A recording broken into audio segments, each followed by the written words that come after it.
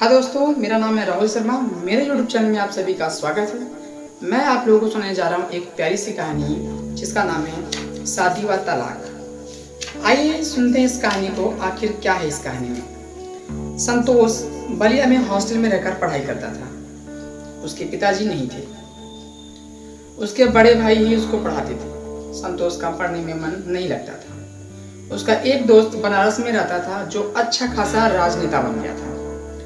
एक बार उसको वो बुलाता था कि बस तुम मेरे यहाँ एक बार आ जाओ। एक दिन संतोष बिना किसी को कुछ बताए हॉस्टल छोड़कर भाग जाता है। जब संतोष के घर वालों को पता चलता है तो उन्हें बहुत दुख होता है, पर अब किया क्या जा सकता है। संतोष अपने दोस्त के यहाँ रहने लगा।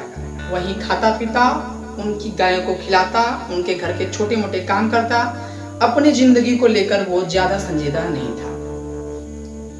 पढ़ाई छोड़ दी थी, नौकरी चाकरी की कोई उम्मीद नहीं थी। वह अपने दोस्त को अपने प्यार पाने में काफी मदद करता। यहीं पर संतोष एक बैंक मैनेजर जो कि अपनी समस्या को लेकर अक्सर उसके दोस्त के पास आता था, उसकी समस्या थी कि उसके मकान से किराएदार नहीं निकल रहा था। संतोष जब पता लगाता है तो उसको पता चलता है कि काफी पैसे वाले हैं। गांव में 30-40 बीघे जमीन, उसको इकलौती लड़की थी। संतोष के मन में बैंक मैनेजर जिसका नाम सुरेंद्र था फंसाने का विचार उसके मन में कौंधने लगता है। फिर क्या था, संतोष अक्सर जब सुरेंद्र आता अपने घर की बड़ाई करने लगता। मेरे भैया दरोगा हैं, 2 भाई पुलिस में हैं, हम आपके घर से किराएदार निकाल देंगे, आप बिल्कुल भी चिंता मत करिए, हम हैं ना। धीरे धीरे संतोष उनके घर आने जाने का क्रम बढ़ा लेता है।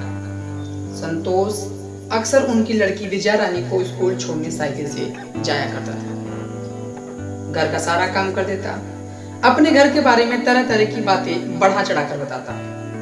सुरेंद्र भी धीरे धीरे प्रभावित होने लगा। उनको लगने लगा कि संतोष का परिवार इतना लंबा चौड़ा है कि वो हमारी मदद करेंगे, घर से किराएदार को खाली करवाने में मेरी बिल्कुल मदद करेंगे। पर कौन जानता था कि संतोष के मन में क्या है। सुरेंद्र थोड़ा कंजूस किस्म का इंसान था। इकलौती बेटी थी, पर उसको पढ़ाने लिखाने में भी अच्छी व्यवस्था नहीं थी। साथ ही बिना जाने समझे पैसा न लगे वो संतोष को अपने दामाद के रूप में देखने लगता है।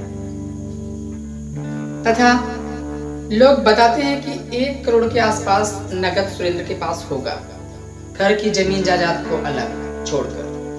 लेकिन रहन सहन एकदम गरीबों सा। हम कह सकते हैं 1 पैसे का खर्च नहीं था। घर से अनाज आ जाता था, साग सब्जी के नाम पर थोड़ा मोड़ा खर्च होता था, बस वही था। बाल बच्चे के नाम पर विजया रानी ही थी जो कि उनकी इकलौती लड़की थी। उसमें भी कोई ज्यादा खर्च तो नहीं था। वहीं सुरेंद्र के मन में यह ख्याल आने लगा कि विजया रानी की शादी अगर संतोष से हो जाए तो पैसा भी बच जाएगा और इतने मजबूत रिश्तेदार भी मिल जाएंगे। हॉस्टल से भागने के बाद पहली बार संतोष अपने भाई से मिलने उसके थाने पर जाता है और बताता है कि उसको एक लड़की से प्यार हो गया है। लड़की इकलौती है। आप सिर्फ उसके बाप से यह कहिए कि हम आपका मकान किराएदार से खाली करवा देंगे। बड़ा भाई दरोगा था, उसी के नाम पर संतोष सुरेंद्र को खूब पट्टी पढ़ाए हुए था, जबकि उसका भाई बहुत ही सीधा था। वैसे संतोष संयुक्त परिवार से जुड़ा था। इसके घर के आर्थिक हालात भी ठीक नहीं थी। खपरेल का घर था। संतोष के चचेरे भाई नौकरी में लग गए थे तो खाने पीने की तकलीफ धीरे धीरे कम हो गई थी। संतोष का भाई ना चाहते हुए भी संतोष की बातों का समर्थन कर देता है। एक दिन संतोष सुरेंद्र को भाई से मिलाने ले जाता है। संतोष का भाई काफी लंबा चौड़ा था। सुरेंद्र वहीं सोचने लगता है, अब तो बिना खर्चे पानी की ही हमारा मकान खाली हो जाएगा। सुरेंद्र उसके भाई से मिलने के बाद पुख्ता मन बना लेता है। अब सुरेंद्र संतोष को बताता है कि वह उसका घर देखना चाहता है। संतोष परेशान हो जाता है। संतोष दिमाग लगाता है, अपने पेड़दार के द्वार पर रहने की व्यवस्था करता है। क्योंकि उसका मकान पक्का था, संतोष का मकान खपरेल का था, उसका मकान पक्का ना था, इसलिए वह उस रिश्तेदार को अपने घर नहीं ले जाना चाहता था। आगे संतोष सुरेंद्र को बताता है कि द्वार बन गया है, अभी घर बनाना है। वो सुरेंद्र को रात में गांव पे ले गया था और सुबह ही 4 बजे भोर में ट्रेन के नाम पर सुरेंद्र को उठा के चल देता है। सुरेंद्र संतोष के घर को देखना चाहता है, पर संतोष चालाकी से उसके इस इच्छा को समझकर कोई ट्रेन न होने का बहाना बनाकर उसको सुबह सुबह ही रेलवे स्टेशन पहुंचा देता है। इतना कुछ होने के बाद भी सुरेंद्र की आंखों पर लालच की पट्टी पड़ी रहती है। वो यह तो जानता था कि संतोष ज्यादा पढ़ा लिखा नहीं है और उसके भाइयों के बल पर एक मजबूत रिश्तेदार मिल जाएगा जो हमारी मदद करेंगे, शादी तय हो जाती है। सुरेंद्र काफी खातिरदारी करता है बारातियों का, सबको अपने स्तर से ज्यादा ही मान सम्मान देता है। सुरेंद्र एक तरह से पुश्तैनी धनाढ़ था, बस सामान की कमी थी। दूसरी तरफ संतोष के घर वाले गरीब थे, जो अभी गरीबी से निकलने की कोशिश कर रहे थे। जब गुरुहथी में सुरेंद्र वर पक्ष की ओर से बहुत ही कम गहना चढ़ता देखकर बेचैन हो जाता है। अभी शादी सिंदूर दान बाकी था, पर सुरेंद्र के पैर तले जमीन खिसक गई। अब किया क्या जा सकता था। दरवाजे पर बारात खड़ी थी, सभी लोग शादी के समारोह के मजे ले रहे थे, पर सुरेंद्र को अपने पैर हिलते प्रतीत हो रहे थे।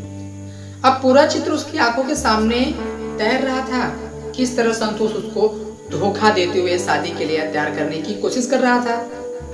ऐसा नहीं था कि सुरेंद्र को किसी ने बताया नहीं, संतोष की भाभी ने साफ उसको बताया था।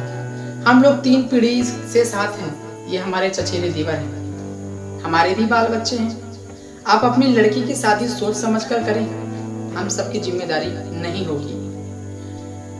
तथा संतोष की भाभी बड़ी धार्मिक प्रवृत्ति की थी, वो कभी झूठ नहीं बोलती थी, इसलिए उन्होंने सब कुछ साफ साफ बता दिया। पर संतोष ने अपनी भाभी की बातों को सुरेंद्र के सामने उलट दिया। क्या कहा उन्होंने? कहा, संतोष ने कहा, भाभी सीधी साधी हैं, वो लड़ाई झगड़े से डरती बहुत हैं, उनकी बातों को संजीदगी से लेने की जरूरत नहीं है। सुरेंद्र की धड़कन बढ़ने लगी, चेहरा लाल पड़ गया, उसको कुछ सूझ नहीं रहा था। हालांकि संतोष के घर वाले अपनी औकात से ज्यादा सामान लेकर आए थे, पर वो सब सुरेंद्र के स्तर तक नहीं था।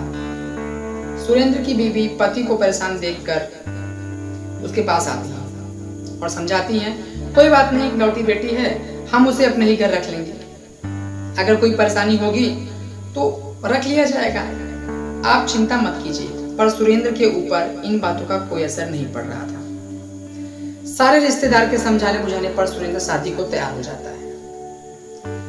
लड़की विदाई होकर संतोष के घर जाती है। संतोष का टूटा फूटा खपरेल का घर देखकर उसका माथा ठनक जाता है। वह अगली सुबह ही अपने पिताजी के घर चली आती है, साथ में पीछे पीछे उसके संतोष भी जाता है। जब आंखों से पर्दा हट चुका था, सबने मिलकर संतोष और उनके घर वालों को गाली देना शुरू किया।